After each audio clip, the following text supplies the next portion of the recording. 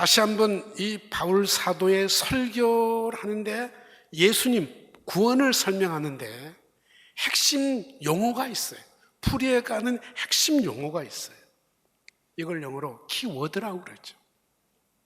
첫째는 선택이란 단어였습니다.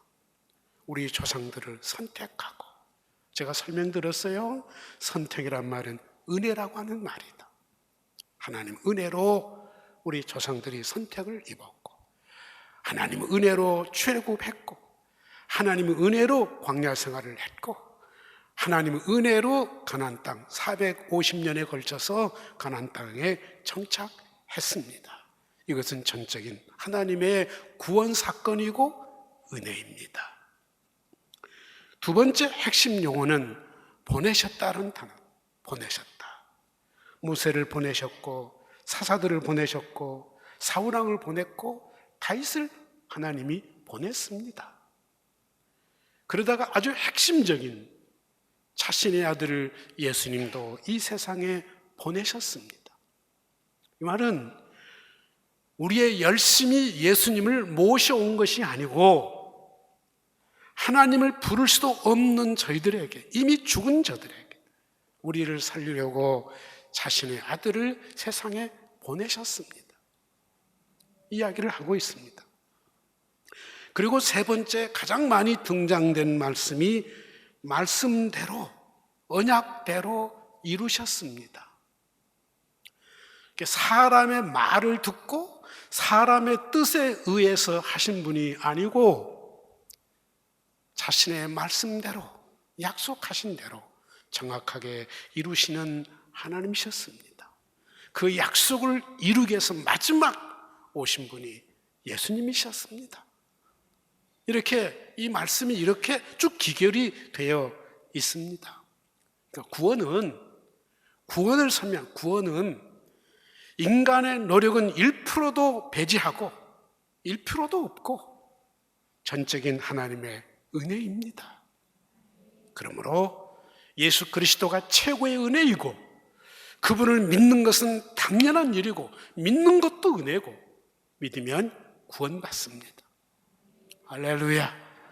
마음에 평안을 얻습니다. 기쁨이 옵니다. 그러므로 건강해지고 하는 일도 가치가 있게 되고 지혜롭게 되고 서로 흘러보내게 되고 행복한 삶을 살 수 있습니다. 이런 메시지를 저희들에게 전해주고 있습니다. 할렐루야입니다. 디모데전서 1장 12절 16절 보세요. 같이 읽겠습니다. 나를 능하시게 하신 이가 그리스도 예수 우리 주께 내가 감사함은 나를 충성되이 여겨 내게 직분을 맡기심이니 내가 전에는 비방자요 박해자요 폭행자였으나 도리어 국류를 입은 것은 내가 믿지 않을 때 알지 못하고 행하였음이니라. 우리 주의 은혜가 그리스도 예수 안에 있는 믿음과 사랑과 함께 넘치도록 풍성하였도다. mit보다 모든 사람이 받을 만한 이 말이여 그리스도 예수께서 죄인을 구원하시려고 세상에 임하셨도다 하도다. 죄인 중에 내가 개수니라. 그러나 내가 국류를 입은 까닭은 예수 그리스도께서 내게 먼저 일체 오래 참으심을 보이사 후에 주를 믿어 영생 얻는 자들에게 뭐가 되려고요? 모델로 삼으시려고 되게 하려 하십니다. 이렇게 말씀하셨습니다. 사도행전 20장 24절을 보겠습니다. 건너뜁니다. 같이 읽겠습니다. 내가 달려갈 길과 주 예수께 받은 사명 곧 하나님 은혜의 복음을 증언한 일을 마치려 하면은 나의 생명조차 조금도 귀한 것으로 여기지 아니하노라.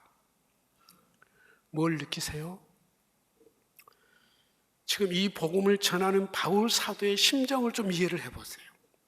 성경에 표현은 안 되어 있지만은 심정을 이해해 보세요. 불타는 심정이에요. 애절하는 심정이에요.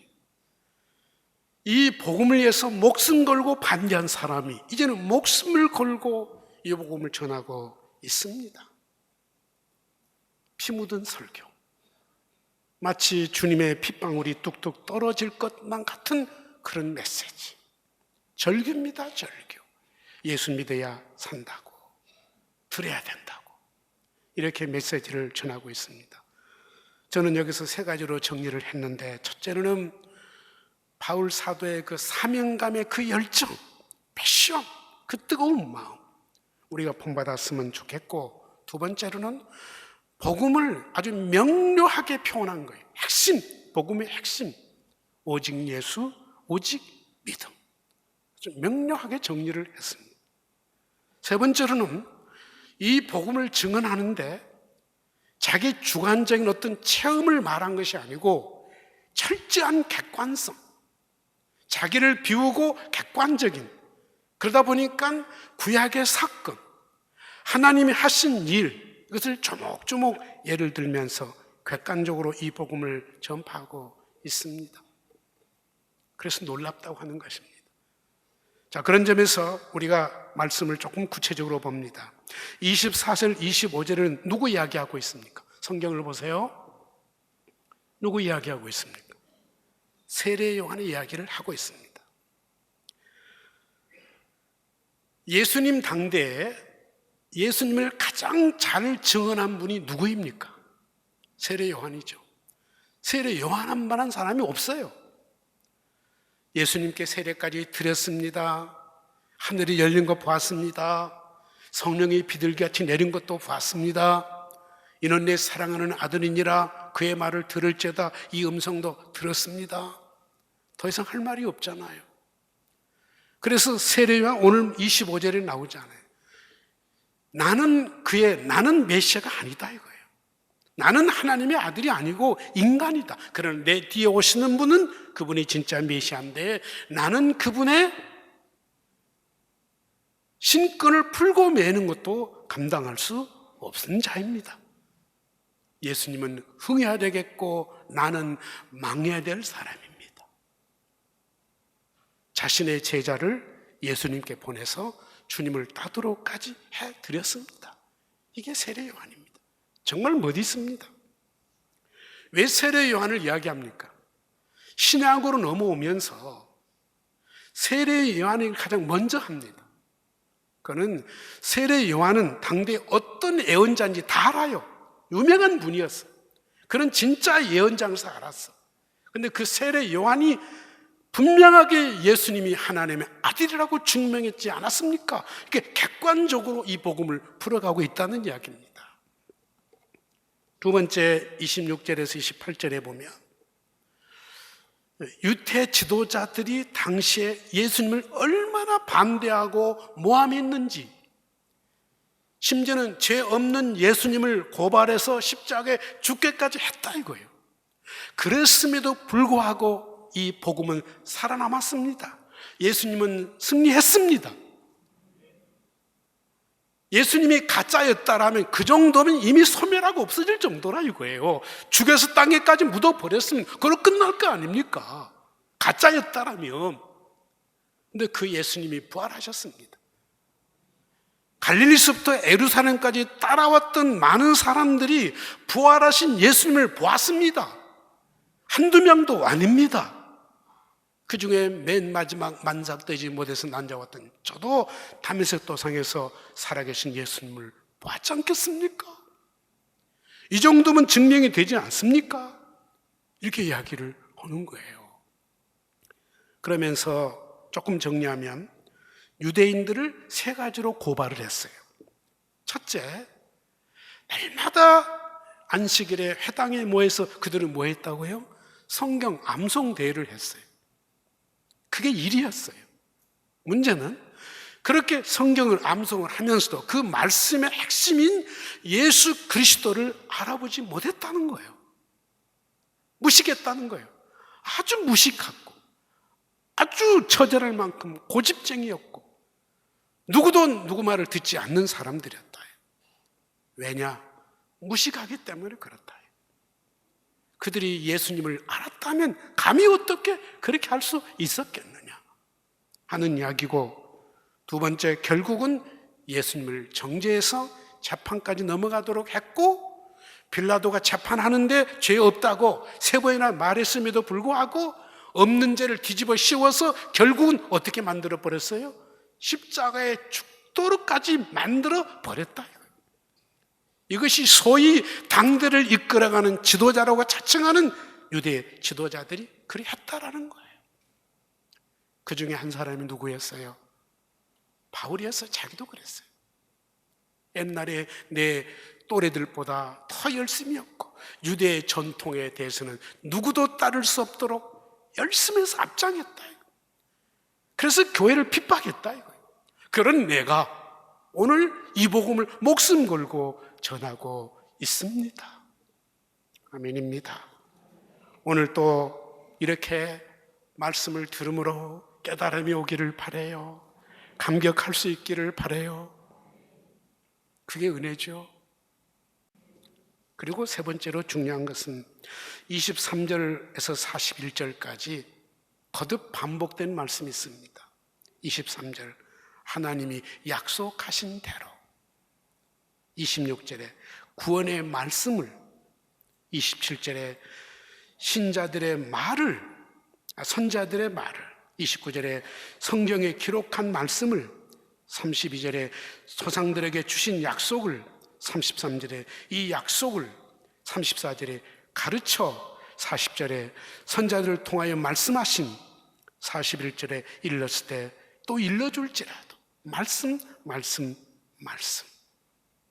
아멘입니다. 우리가 조심할 게 있어요. 개인적인 주관적인 체험은 필요합니다. 신앙에 도움이 돼요. 근데 그것만 강조하다 보면 뭐가 돼요? 굉장히 위험해요. 그것만 강조하다 보면 지나치면 사이비가 되고 이단이 됩니다. 조심하세요. 그래서 바울은 놀라운 신비한 체험을 했지만은 이 복음을 이야기할 때 한마디 자신의 간증을 언급하지 않습니다. 신비한 체험을 언급하지 않습니다. 이걸 아세요. 뭘로? 말씀으로.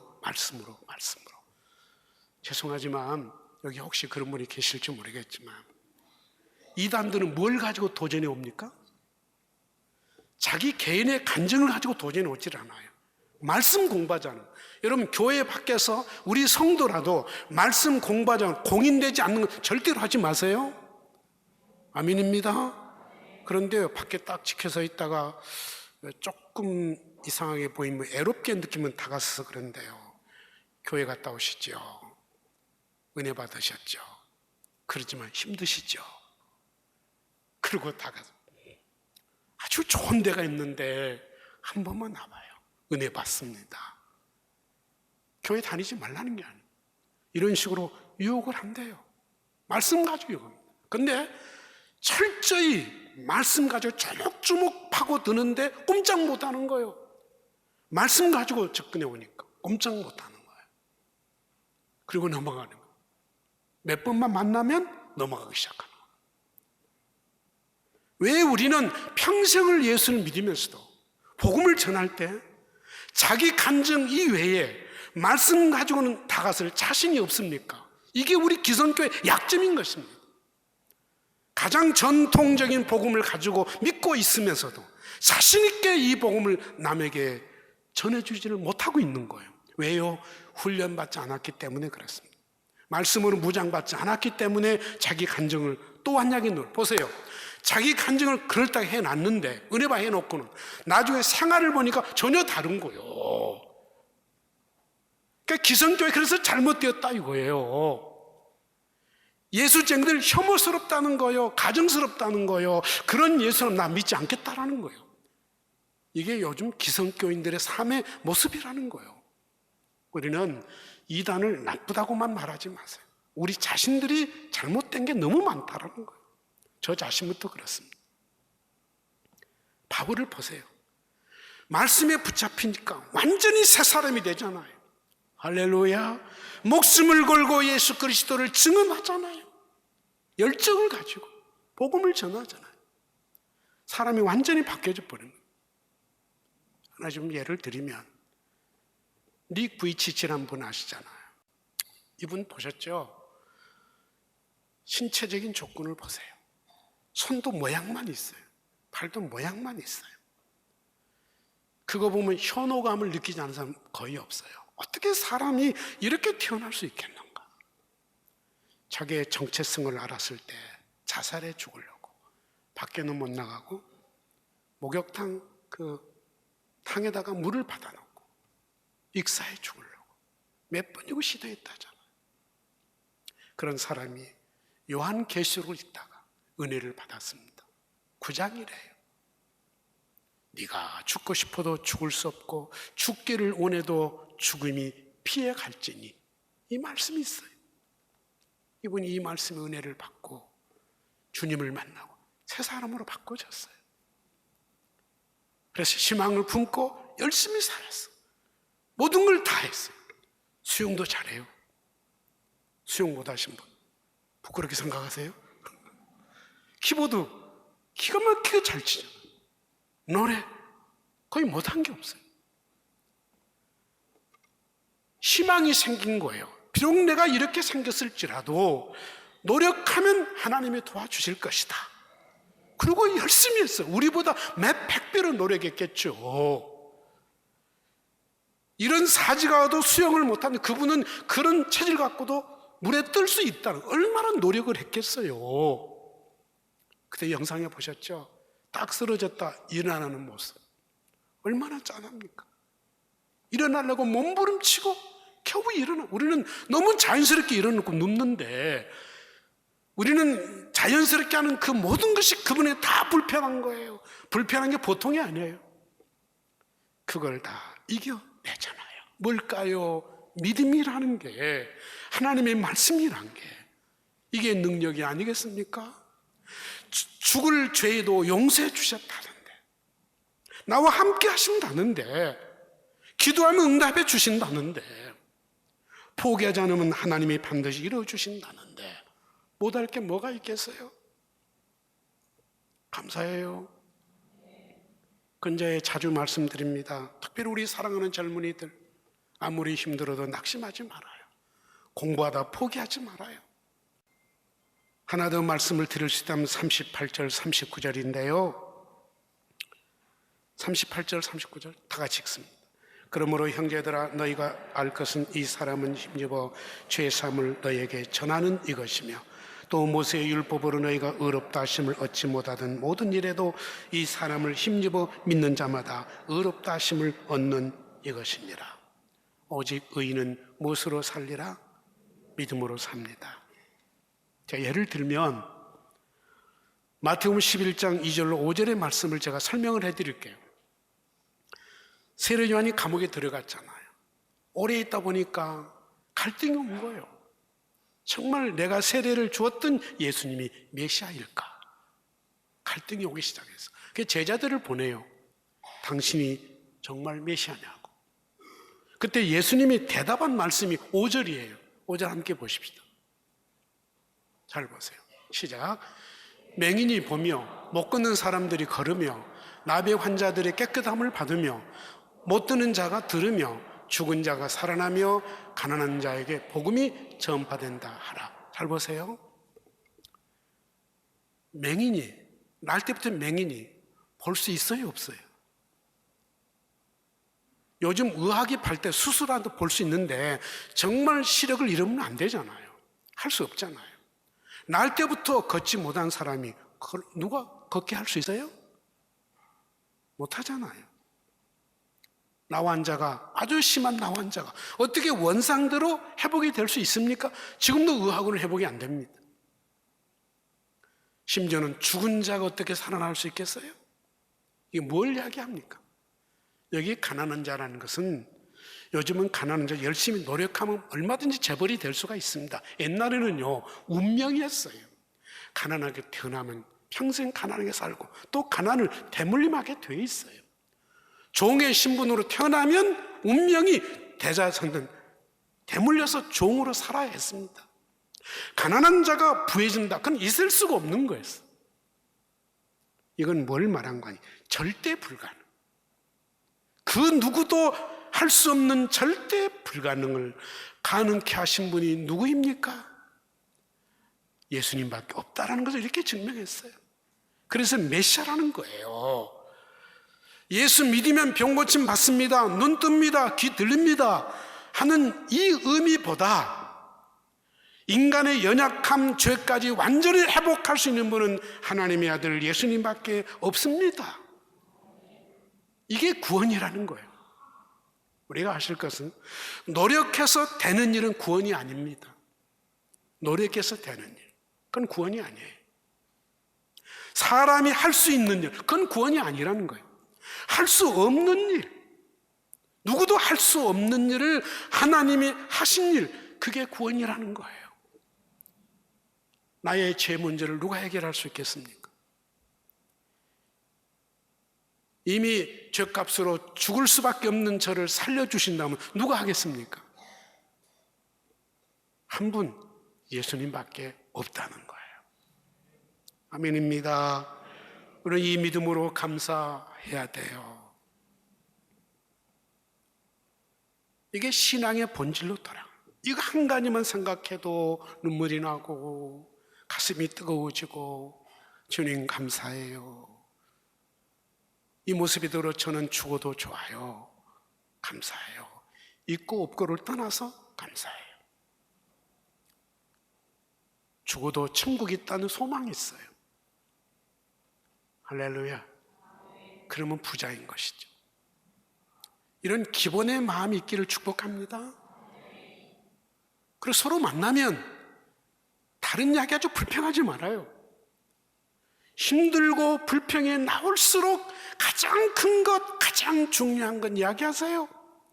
내가 예수 믿고 구원받았다라는 거, 예수님 덕분에 내가 인간 노릇하고 있다라는 거, 감사하세요. 그걸 잊어버리지 말자고요. 꺼져가는 심지도 끄지 않습니다. 상한 갈 때도 꺾지 않으십니다.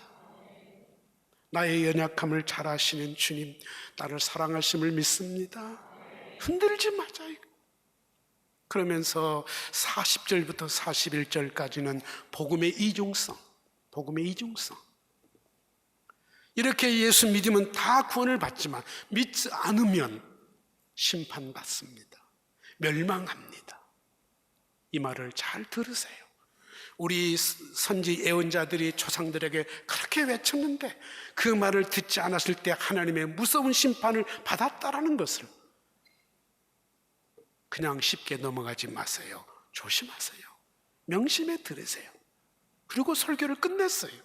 이 말은 무슨 말이에요? 협박한 게 아닙니다. 다 예수 믿기를 바랍니다. 한 사람도 멸망하지 않고 다 예수 믿고 하나님 은혜 받고 축복받기를 원합니다.